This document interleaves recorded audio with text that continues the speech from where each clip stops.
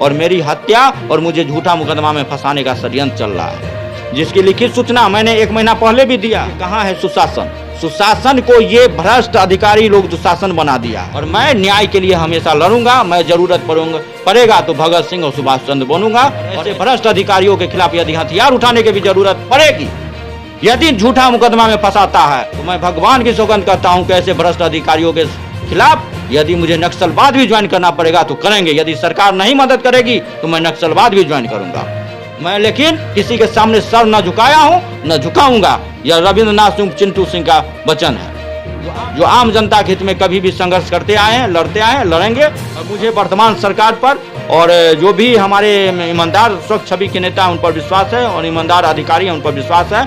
और मैं इस मामले को लेकर अब पटना से लेकर दिल्ली तक जाऊंगा। देखिए, समस्तीपुर वाला एक ज़मीन वाला मामला था जिसको आपने उठाया था। उस मामले में आप कह रहे हैं फेसबुक लाइव के माध्यम से कि आपकी जान को खतरा है।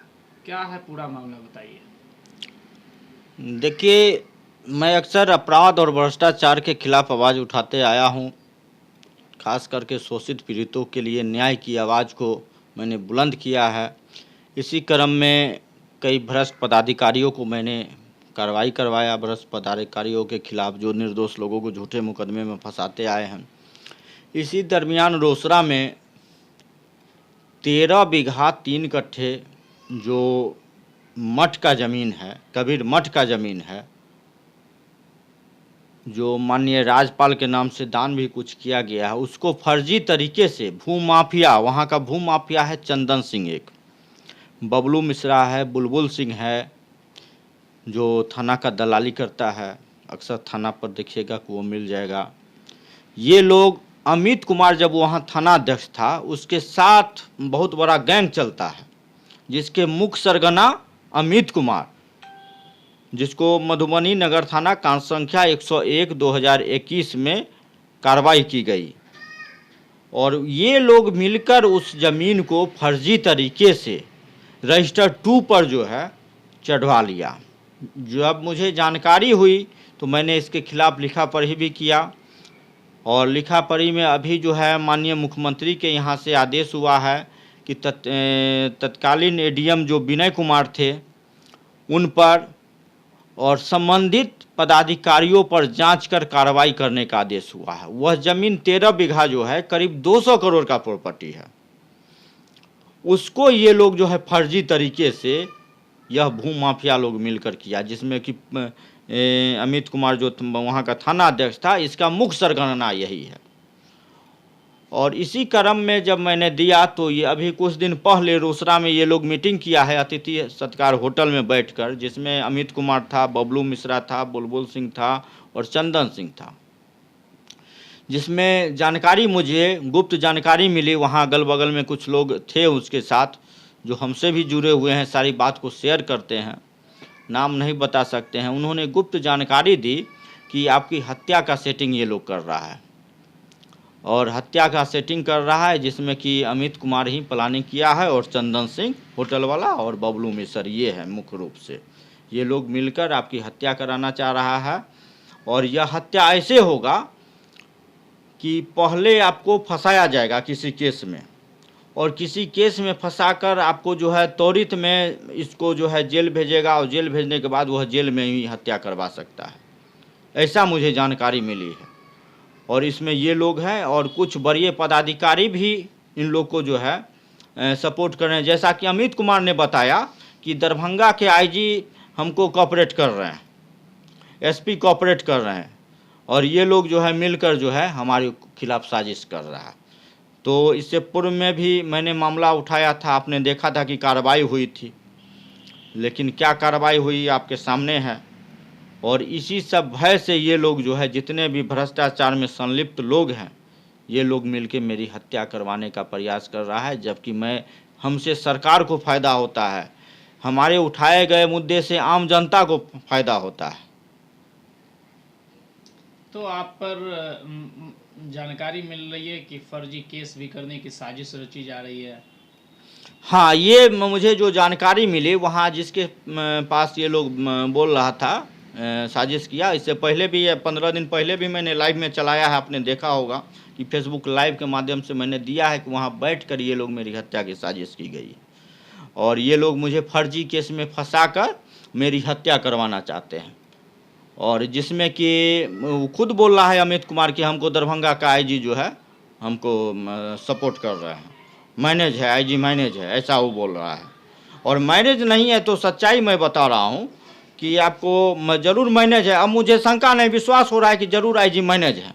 इसलिए कि आपने देखा होगा कि 15 जून 2022 को मधुबनी नगर थाना कांड संख्या 164/2021, 164/2022 और बैंक लूट कांड 319/2021 के विरुद्ध हम लोग ने थाना अध्यक्ष पर कार्रवाई की मांग को लेकर बर्खास्त करने और एफआईआर दर्ज करने की मांग को लेकर धरना पर बैठे हुए थे।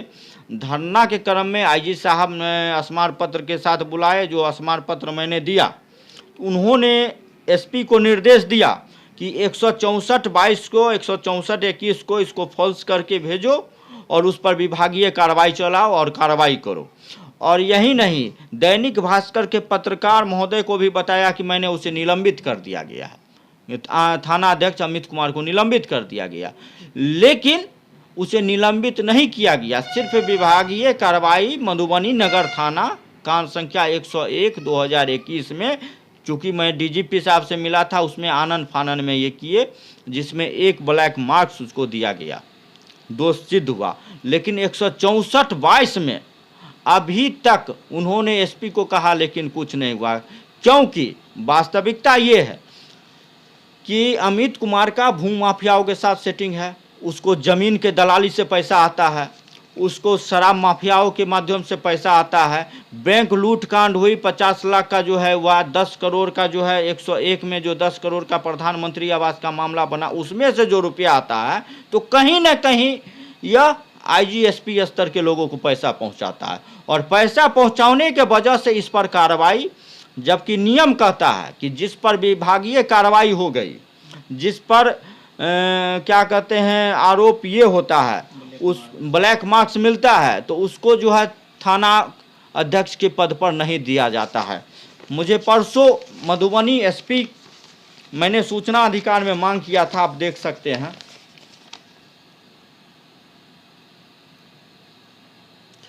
इसमें स्पष्ट आया है सूचना अधिकार में, मधुबनी जिले में मैंने पूछा था कितने लोगों पर विभागीय कार्रवाई हुई और कितने को पर क्या निलंबित किया गया, तो इन्होंने जो है 10 लोगों का मधुबनी एसपी के द्वारा मुझे दिया गया है सूचना अधिकार में।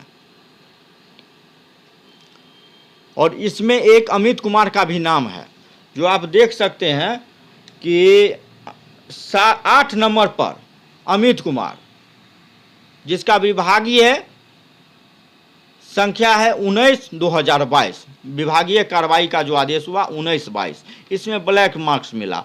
पुनः कल मधुबनी एसपी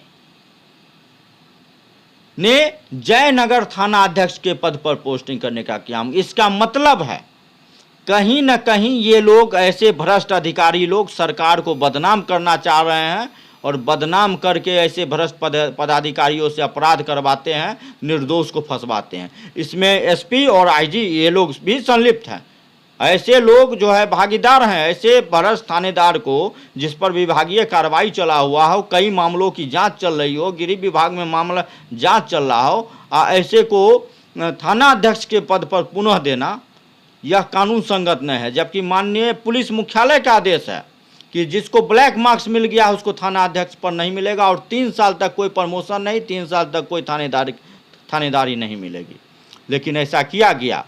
वहाँ जयनगर में संजय कुमार थाना अध्यक्ष के पद पर थे, जो कभी दलालों और भ्रष्टाचारियों को, अपराधियों को थाना पर संरक्षण नहीं देते थे। मैंने उनको देखा है, समस्तीपुर में भी कई माफिया और दलाल प्रयास किया कि हम इनके साथ उठे बैठे कुछ गिफ्ट करे, तो इन्होंने कभी लेने का काम नहीं किया, कभी दलाल माफियाओं को बैठने नहीं दिया। रोसड़ा अंचल पुलिस निरीक्षक के पद पर संजय कुमार थे, तो वह कभी दलालों को बैठने नहीं दिए। लेकिन वहाँ जयनगर में चूँकि पैसा ये देते नहीं थे महीना, आजकल तो फिक्स हो गया है कि महीना देना है थानेदार को, दागी हो दागी को थानेदार बना दीजिए। और उससे पैसा लीजिए, और पैसा के वजह से जो है ये लोग पैसा बड़े पदाधिकारी को ऐसे दागी अफसर पैसा पहुंचाते हैं, और जो दागी नहीं है, जो स्वच्छ छवि के हैं, वो पैसा कहाँ से पहुंचाएंगे। इस वजह से उनको आनन फानन में गलत तरीके से हटाया जाता है, जिसका ज्वलंत उदाहरण देख लीजिए बहादुरपुर में।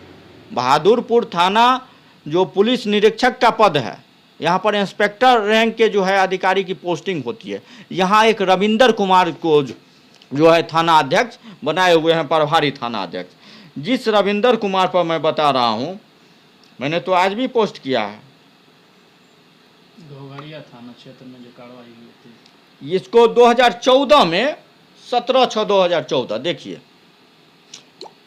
ये समस्तीपुर में इन पर कार्रवाई हुई थी, और कार्रवाई हुई थी। आज तक ये दरोगा ही रह गए, एसआई रह गए, इंस्पेक्टर नहीं है। लेकिन प्रभारी थाना अध्यक्ष, जबकि इंस्पेक्टर, कई इंस्पेक्टर यहाँ पर जिन पर कोई विभागीय कार्रवाई नहीं है, कोई ब्लैक मार्क्स नहीं है, वो लाइन में बैठे हुए हैं, उनकी पोस्टिंग नहीं, क्योंकि वो 1 लाख रुपया महीना वरीय पदाधिकारी को नहीं दे सकते हैं। चूँकि यहाँ अंचल पुलिस इंस्पेक्टर रैंक का जो थाना है, उससे 1 लाख रुपये का वसूली हो रहा है, और वो पहुंच रहा है वरीय पदाधिकारी को। और इसलिए, और इस मामले को तो मैं उठाते रहूंगा, और ये मैं माननीय मुख्यमंत्री को, और पटना में मैं जल्द ही प्रेस कॉन्फ्रेंस और मंगलवार को डीजीपी साहब से मिलूंगा, इस मामले को उठाऊंगा कि मधुबनी नगर थाना कांड संख्या 101, 164 2022 में जिस पर कार्रवाई अभी लंबित है और जिसमें कार्रवाई की गई, तो फिर ब्लैक मार्क्स वाले को कैसे थाना अध्यक्ष के पद पर जो है जयनगर में पोस्टिंग किया गया। और यह कहीं न कहीं भ्रष्टाचार से जुड़ा हुआ मामला है, और इसमें वरीय पदाधिकारियों की संपत्ति की जांच की मांग को रखूंगा।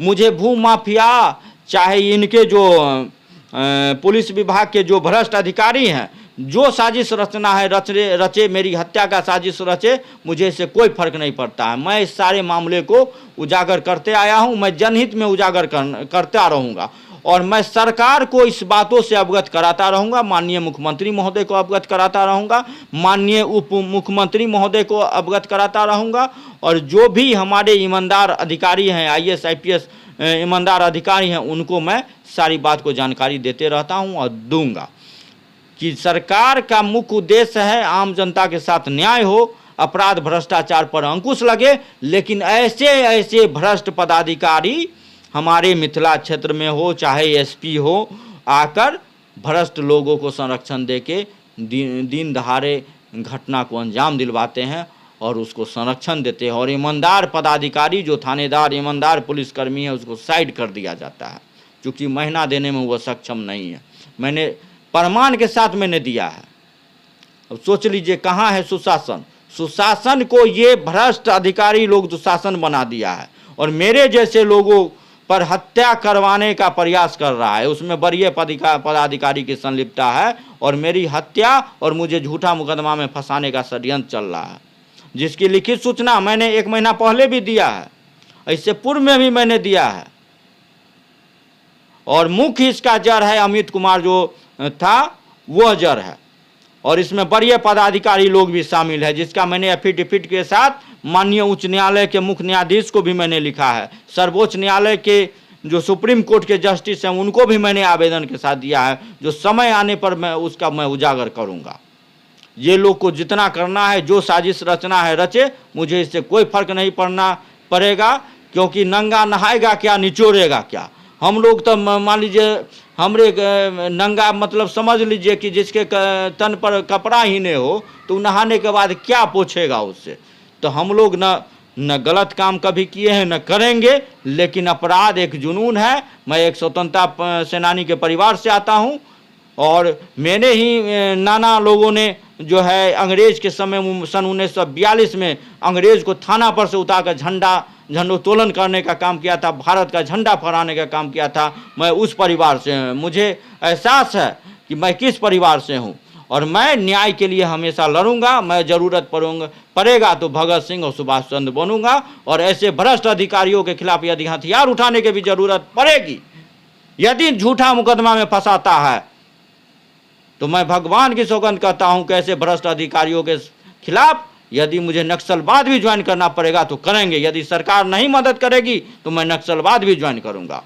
मैं लेकिन किसी के सामने सर न झुकाया हूं न झुकाऊंगा। यह रविंद्रनाथ सिंह चिंटू सिंह का वचन है, जो आम जनता के हित में कभी भी संघर्ष करते आए हैं, लड़ते आए हैं, लड़ेंगे।